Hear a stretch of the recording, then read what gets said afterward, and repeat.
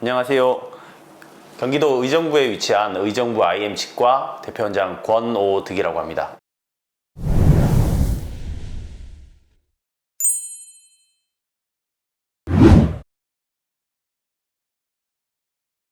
그렇게 안 하는 경우가 사실 더 많다. RA는 굉장히 작거든요.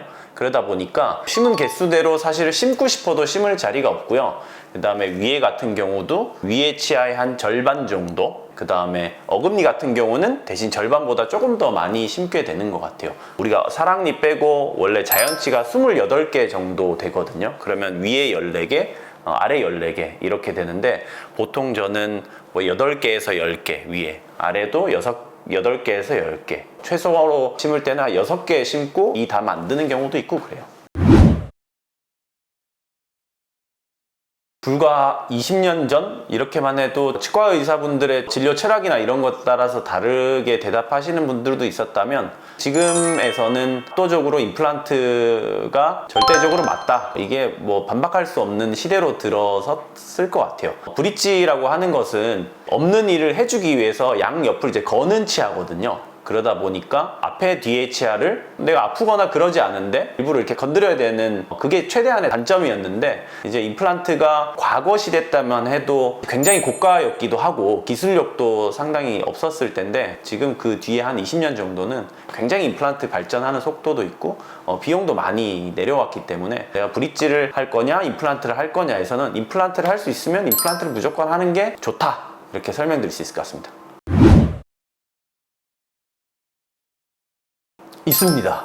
저도 여러 가지 시술 방법을 많이 하게 되는데요. 전통적으로는 임플란트 수술을 할 때 반드시 잇몸을 열고 이렇게 수술을 했어요. 잇몸을 열고 하면 잇몸 뼈가 보이거든요. 그러면 그 뼈를 직접 보면서 임플란트 수술을 하게 되었었는데, 치과 분야에도 디지털 인공지능, 이 분야가 빠질 수 없는 단어가 등장했어요. 그렇다 보니까 지금은 잇몸을 열지 않고도 CT를 미리 분석해서 뼈 상태가 어떤지 볼 수 있게 되거든요.